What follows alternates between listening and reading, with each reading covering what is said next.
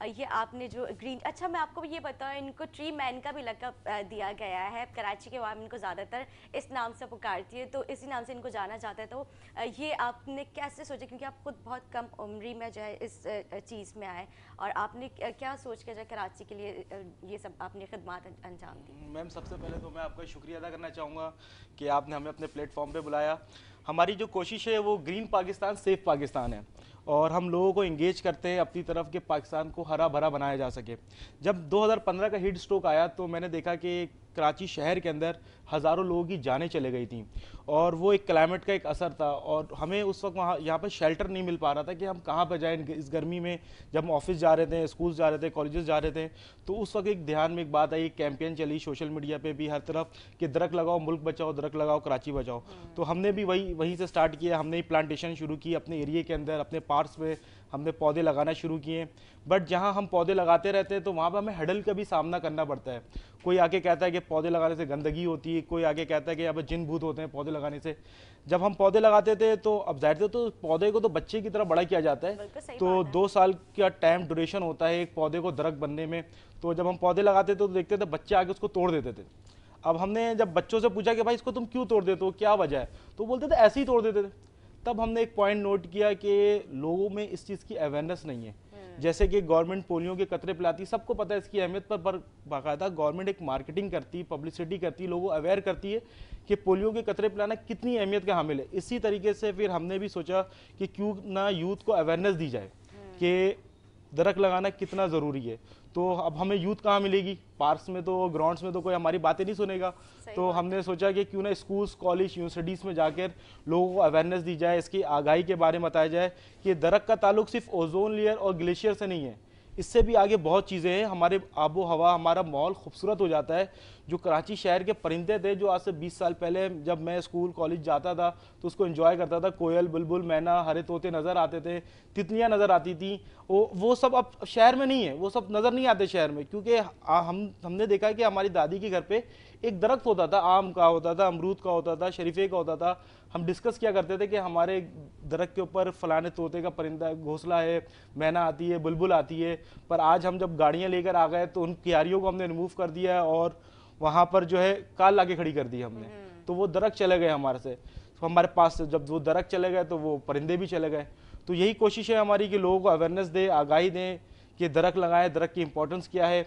और इसी तरीके से हम अपनी कैंपेन लेके चलते रहते हैं। और जिस तरीके से लॉकडाउन आया जिसमें हर कोई मुतासिर हुआ, उसमें हम भी मुतासिर हुए कि जब स्कूल्स कॉलेजेस बंद हो गए, अब यूथ को कैसे समझाया जाए।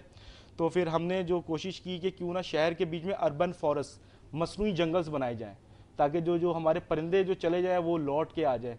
तो हमने डीएमसी सेंट्रल के अंदर चेयरमैन रेहान हाशमी भाई हैं, उनके साथ तामुन किया, डायरेक्टर ऑफ पार्क को इन्वॉल्व किया जो नदीम हनीफ साहब हैं, उनसे परमिशन ली कि हम आपके पार्क के अंदर 25% एरिया के अंदर जो है फॉरेस्ट बनाना चाहते हैं, यानी कि जंगल नुमा। वो जगह डिक्लेयर होगी ऑलमोस्ट सिर्फ परिंदों के लिए, तितलियों के लिए। तो वहाँ से परमिशन ली हमने। अब सबसे बड़ा मसला ये आता है कराची के अंदर पीने को पानी नहीं है, तो पौधों में पानी कहाँ से देंगे।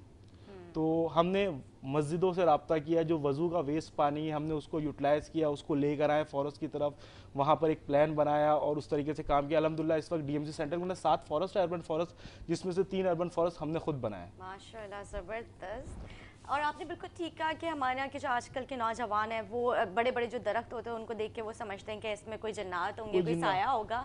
हमारे यहाँ भी इस तरह के लोग हैं जो देख के वो बोलते हैं कि यार ये हटा दो, इससे वहशत हो रही है, अजीब सा फील हो रहा है इसको देख के। बड़े बड़े से दरख्त, आम वगैरह, जिस तरह से बचपन में वो हम देखते थे कि बहुत ही बड़े बड़े से वो पुराने दरख्त हुआ करते थे कदीम ज़माने के।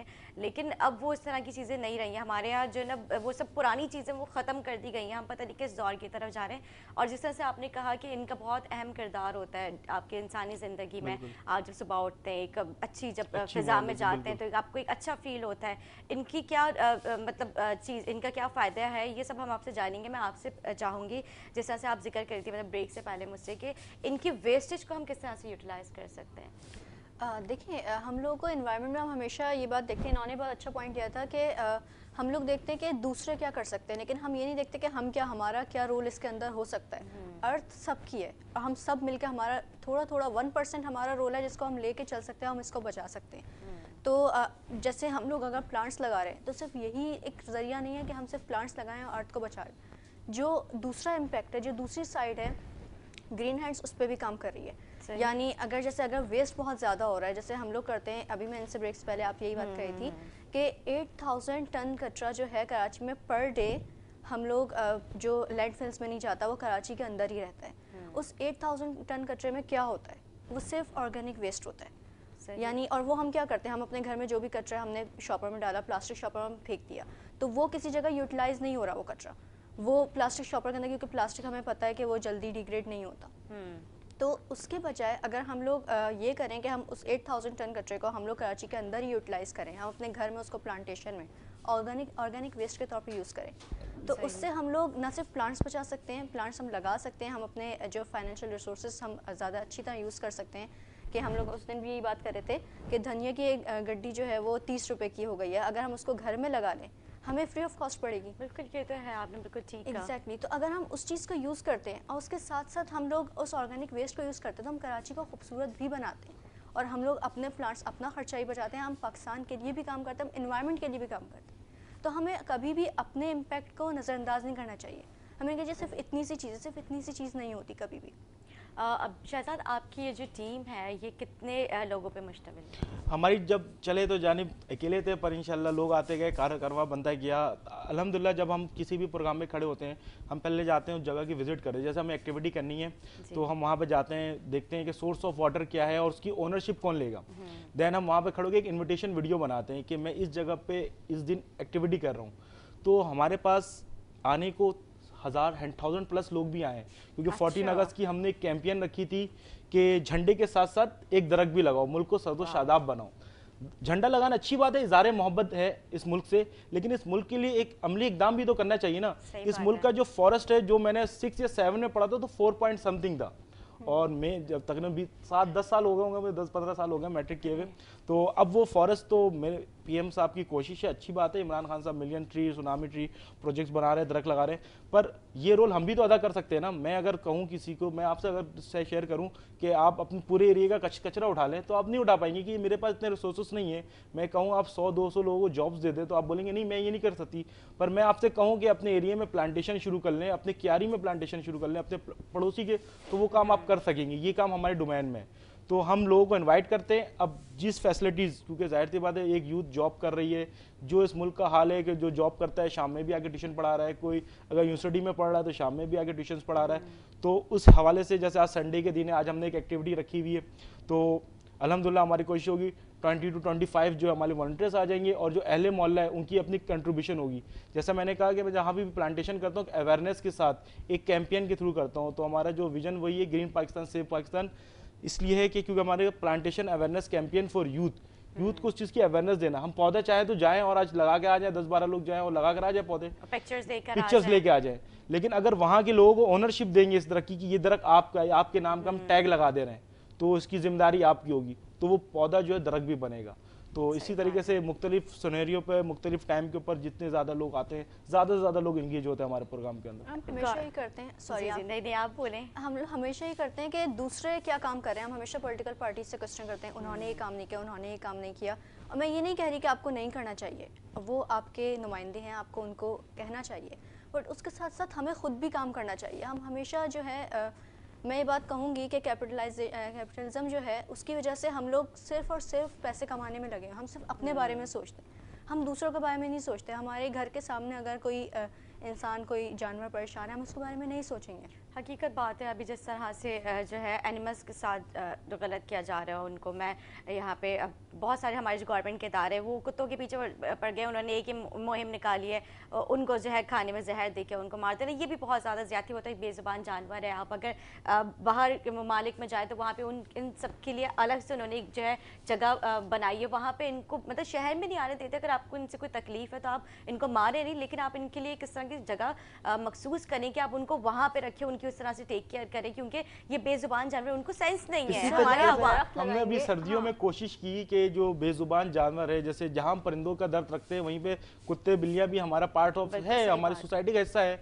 तो सर्दियों में हमने ड्राइव की है कि गत्ते रख दिए गए जहाँ पे कुत्ते वगैरह सोते थे, जहाँ पे बिल्लियाँ सोती थी।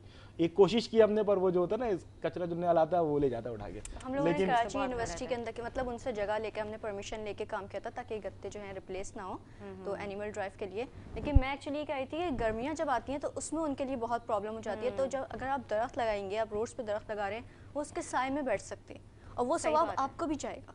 मतलब उसके जो भी साया ले रहा है, अगर 2 मिनट के लिए भी उसने लिया, वो सवाब आपको भी जाएगा।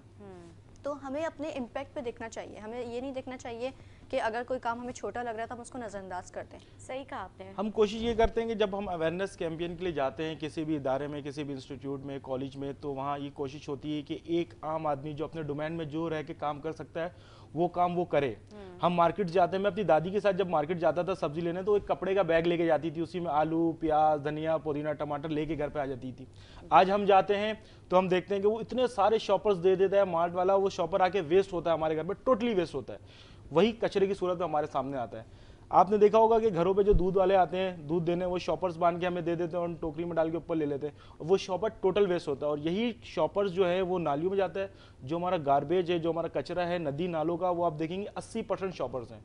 तो मैं आपके प्रोग्राम से थ्रू और आपसे भी ये चीज़ रिक्वेस्ट करूँगा कि जब इस्लामाबाद में पाबंदी लग सकती है शॉपर्स के ऊपर, जब वहाँ के बड़े बड़े मॉल्स के अंदर वो कपड़े के बैग दे दी जाते हैं, तो कराची में ऐसा क्यों नहीं हो सकता? नहीं, कराची में भी इस तरह की पाबंदी हुई थी कि आपने रोड पे नहीं अमली फेंकना इक़दाम भी तो है, होना आपने चाहिए। जो है इस तरह के शॉपिंग बैग्स नहीं लेके जाने। उन्होंने बाकायदा बताया था कि ये वाला आपने यूज़ करना है और अपने ज़्यादा कोशिश करें कि अपने घर के बना के लेकर चले जाए, तो उसमें आप ये लेके, क्योंकि सड़कों पे आपने देखा होगा अक्सर वो शॉपर्स पड़ी हुई होती है, वो फिर सीवरेज के पाइपलाइन में चली जाती है, उससे एक ब्लॉकेज का भी बिल्कुल, सिस्टम बिल्कुल। हो सकता है। जी। सबसे बड़ा पॉइंट इसमें ये है शॉपर्स में कि वो रिसाइकिल नहीं हो सकते। और ये मतलब यूएस में अभी काम हो रहा है, वॉलमार्ट वगैरह इस पे काम कर रहे हैं, लेकिन कराची में और दूसरी कंट्रीज़ में इस वक्त इस लेवल पे काम नहीं हो रहा कि आप शॉपर्स को रिसाइकिल करें। तो फिर ऐसी क्या चीज़, आप ऐसी चीज़ क्यों यूज़ कर रहे हैं जिसको आप रिसाइकिल नहीं कर सकते, जिसको आप कोई और काम नहीं कर सकते? तो आप अपने आप को नुकसान पहुंचा रहे हैं। आप ठीक है, अगर हमने ये जनरेशन निकाल भी ली किसी तरह करके, आपके आने वाले बच्चों का क्या होगा, आपकी नेक्स्ट जनरेशन का सही क्या बात होगा? है, बिल्कुल। आप जैसे देख रहे हैं सीवरेज का निज़ाम तो आपके सामने ही है, तो अभी से यह हाल है। जब हमारी अब जनरेशन आती है तो अल्लाह बेहतर करे। आपने ब्रेक से पहले एक बहुत खूबसूरत बात की थी कि आग लगने का भी जो है, क्योंकि अब जो गर्मियों की तरफ हम जा रहे हैं ऐसे, क्योंकि सर्दियाँ तो वैसे भी, लेकिन आज तो थोड़ी ज़्यादा सर्दी है। लेकिन जब हम गर्मियों की तरफ जाते हैं तो बहुत ही बुरा हाल हो जाता है। जिस तरह से जिक्र किया था कि जंगलात में आग लगने का भी जो है खदशा हो सकता है, तो क्या इस तरह की कोई सिचुएशन बन सकती है आने वाले सालों में अगर अभी हमने कंट्रोल नहीं किया तो? बिल्कुल बन सकती है। जैसे कि हमें एक डेडलाइन दे दी गई है कि 2025 जो है वो क्लाइमेट चेंज के हवाले से जितनी वर्किंग करने कल ने, 2025 के बाद इस माहौलियाती तब्दीली को हम नहीं संभाल पाएंगे। टेम्परेचर दिन ब दिन इंक्रीज़ होते जा रहा है। अब कराची में आप रहते हैं, हम मिसाल दे सकते हैं, हर साल हमें हीट वेव का सामना है। जो गर्मी, जो जून जुलाई का मौसम ऐसा होता था कराची का जिसमें पूरे पाकिस्तान से लोग आते थे, एंजॉय करते थे, लेकिन अब जून जुलाई का मौसम कराची का ऐसा हो गया है कि आप घरों से बाहर नहीं निकल सकते, हब्स का शिकार हो गया है।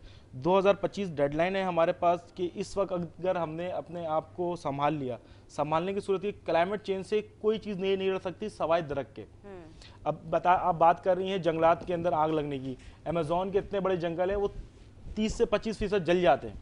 सही। तो हुकूमत को पहले से प्रिपेयर करना पड़ेगा इस चीज़ के बारे में, इस चीज़ के इक़दाम के बारे में कि जलने की क्या वजूहात हैं, सही है, और उसकी तैयारी क्या है। जब हमें ज़िंदा रहना है, हम सारे काम कर रहे हैं, हम मेडिकल कैंप्स कर रहे हैं, हम लोगों को पढ़ा रहे हैं इसलिए कि हम सर्वाइव कर सकें, हम अच्छे माहौल में रह सकें। सारी मेहनत हमारी इसलिए कि रोड अच्छे हों, आबोहवा अच्छी हो, घर अच्छी हो, अच्छा रहने के लिए, अच्छी ज़िंदगी गुजारने के लिए। लेकिन जब हमें ऑक्सीजन ही अच्छी नहीं मिलेगी तो ये सब चीज़ें बेकार हो जाएंगी। अच्छा, एक बात मैं मेंशन करना चाहूँगी कि इन्होंने ये बात जो अभी की थी आपने कि हमें दरख्त लगाने चाहिए और हमें, क्योंकि हम इससे लड़ सकते हैं। इसमें एक बात आपने बहुत अच्छी की थी, उसमें हम ये ऐड कर सकते हैं कि दरख्त लगाने से पहले आप ये ज़रूर इसकी रिसर्च करें कि आप कौन सा दरख्त लगा रहे हैं। हाँ। क्योंकि अंडरग्राउंड वाटर लेवल जो है उसका बहुत बड़ा इम्पैक्ट है क्लाइमेट चेंज के उसमें। तो अगर आप ऐसे दरख्त लगा रहे हैं जैसे पिछले दिनों मतलब कराची में लगे मैं थे। उस चीज़ को जस्टिफाई करना चाहूँगा। एक कोनोकार्पस दरख्त है, आपने भी सुना होगा, सबने सुना होगा कि ये माहौल दुश्मन है और इसने बिल्कुल, ज़मीन बिल्कुल का ऐसे पानी ही है। सारा पी लिया है। जी। तो मैं इस बात को टोटली डिनाई करता हूँ। अगर मैं इस शहर के अंदर 20 करोड़ के हिसाब से भी नीम के दरख्त लगा दूंगा ना, तो उसके भी नुकसान हमारे सामने आ जाएंगे। होता है क्या, दरख्त के अंदर कुछ पोजीशंस होती हैं, वर्टिकली पोजीशन में किसी के रूट्स जाते हैं, किसी के हॉरिजॉन्टल पोजीशन में जाते हैं। कोनोकार्पस में कहते हैं कि घोंसले नहीं बनते हैं, परिंदे नहीं बैठते, क्योंकि वो एक दरख्त नहीं है, वो एक झाड़ है। झाड़ के अंदर जो उसके रूट्स होते हैं, जो शाखें होती हैं, वो बिल्कुल ढीली ढाली होती है, उसमें जड़ नहीं बन सकते। जहाँ उस दरख्त के इतने नुकसानात लोगों ने बता दिए, तो उसका फ़ायदा भी ये है कि वो ज़ीरो मेंटेनेंस पे उसको लगाया, उससे आप ग्रीन बेल्ट को सब फटाफट, यानी कि वो 3 महीने 4 महीने पूरी बाउंड्रीज बन जाती हैं। लेकिन अगर मैं पूरे शहर में अगर 120 गज का घर, अभी मैं आपको मैसेज दूंगा, जैसे प्रोग्राम है, मैं बोलूँगा सबको, हर बंदा इस मुल्क कौम के लिए एक दरख्त लगाए, तो फ़ौरन जाके एक नीम का दरख्त हमारे जहन में आएगा, वो हम अपने घर पे लगा लेंगे लाके नीम। वो सस्ता भी मिलता है ना इसलिए। नीम का अब सस्ता तो वो भी नहीं मिलता। जब मैंने 2015 में प्लांटेशन शुरू की थी, तो नीम का दरख्त मैं 40 रुपए में लेके आया था, और उसने 2-4 पौधे मुझे ऐसे ही दे दिए थे, चलो यार मस्जिद के आगे लगा रहे हो, लगा लेना।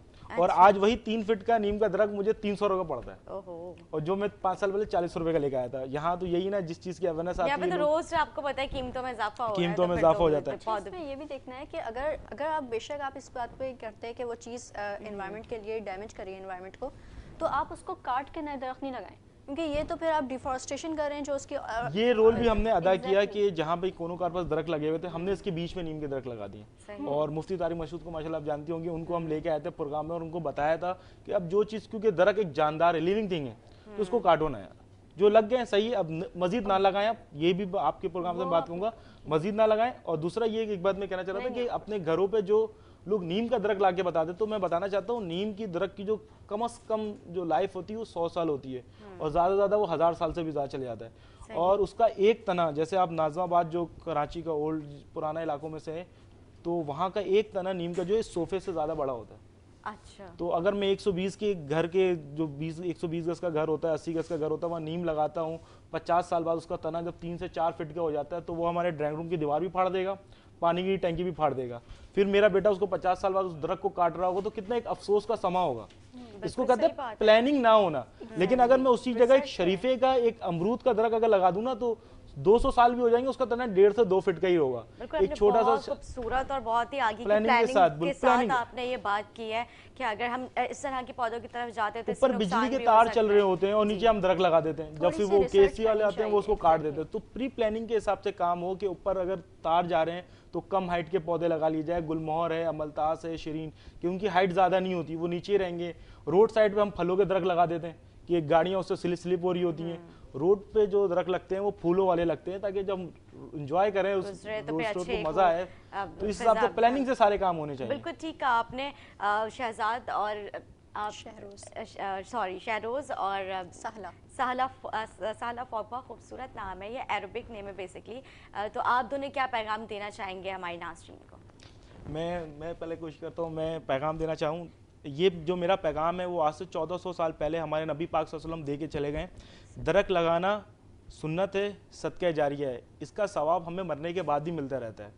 जब भी हमारे ख़ानदान में किसी का इंतकाल होता है, अजीज़ का इंतकाल होता है, तो आप यकीन अपने घर वालों से पूछें कि वो अगले दिन उसके कब्र पे जाके एक पौधा लगाते हैं कि इसका सवाब उसको मिले। तो क्यों ना हम अपनी ज़िंदगियों में अपने हाथ से एक पौधा लगा लें। जब दरख्त को हम फर्नीचर की सूरत में इस्तेमाल कर रहे हैं, पेपर की सूरत में इस्तेमाल कर रहे हैं, टिशू की सूरत में इस्तेमाल कर रहे हैं, तो उसका हक भी अदा करना हमारी जिम्मेदारी है। इस मुल्क के लिए, इस कौम के लिए एक दरख्त लगाएं आप। और एक हदीस का मफहूम ये है कि अगर तुम्हें कल क़यामत नज़र आ जाए और आज खजूर की झाड़ तुम्हारे हाथ में हो, तो वो भी लगा दो, तो तुम्हारे राह निजात का ज़रिया है। तो ये मेरा पैगाम है इस मुल्क के लिए, कौम के लिए, अपनी आने वाली नस्लों के लिए, उसकी अच्छी आबो हवा के लिए एक दरख्त लगाएं। आप क्या कहेंगे? मैं ये मैसेज देना चाहूँगी कि अपने रोल को कभी नज़रअंदाज नहीं करें। आपको अपने जो भी आप पार्ट अदा कर सकते हैं, अगर हम ये सोचेंगे हम कुछ नहीं कर सकते तो हम कुछ नहीं करेंगे। हमें ये देखना चाहिए कि हम क्या कर सकते हैं। अगर हम अपने कचरे को यूटिलाइज़ कर सकते हैं, हमें वो करना चाहिए। अगर हम अपना कचरा नहीं फेंक सकते, बाहर फेंकना, अगर हम उसे सेव कर सकते हैं तो हमें वो उस तरफ जाना चाहिए। अगर हम अपने हिस्से का दरख्त लगा सकते हैं, हमें वो लगाना चाहिए। अगर हम किसी चाइल्ड को एजुकेशन दे सकते हैं, अगर हम अपनी गली में कोई जानवर है उसको शेल्टर प्रोवाइड कर सकते हैं, उसको खाना दे सकते हैं, हमें वो अपना रोल अदा करना चाहिए। अपने हिस्से के एक शॉपर भी बचा सकते हैं तो वो बचाना चाहिए। क्योंकि अगर हम अपने रोल को अदा नहीं करेंगे तो इस दुनिया में 7 बिलियन पीपल हैं। अगर सोचें वो सब अपने रोल को नज़रअंदाज कर देंगे तो अर्थ का वही हशर होगा जो अभी हो रहा है। तो हमें अपने रोल को उस पर फोकस करना चाहिए, दूसरे भी, और हमें अवेयरनेस भी फैलानी चाहिए, ताकि अगर मैं काम कर रही हूँ, मेरे साथ 10 लोग और काम कर रहे हैं, तो उसका कितना ज़्यादा इम्पैक्ट होगा। और वो 10 लोग, तो ये एक तरह से साइकिल होता है। बिल्कुल, बहुत बहुत शुक्रिया साना आपका और शहरोज़ आपका यहाँ पर आए और इतनी खूबसूरत आपने बात की। नाज़रीन, जैसे कि मैंने आपसे ज़िक्र किया था इंट्रो में कि नौजवान है हमारी, यही वो नौजवान नस्ल है जो आगे जाके हमारे मुल्क के लिए कुछ करने का कर दिखाने का इनके में एक हौसला है। और मैं चाहती हूँ कि हमारे जो नाज़रीन अपने बच्चों को दिखाएं कि ये भी वो बच्चे हैं जो आने वाली जो हमारे मुल्क के मतलब जो नस्ल है उसको बढ़ता हुआ देखना चाहते हैं, हमारे मुल्क के लिए कुछ करने की जुस्तजू और करना चाहते हैं। मैं अपने प्लेटफॉर्म से गवर्नमेंट से भी ये रिक्वेस्ट करूँगी, अगर इस तरह की एनजीओज़ जो हैं वो काम कर रही हैं, आप लोग इनका साथ दें, इनको सपोर्ट करें और इनको जो है बढ़ने का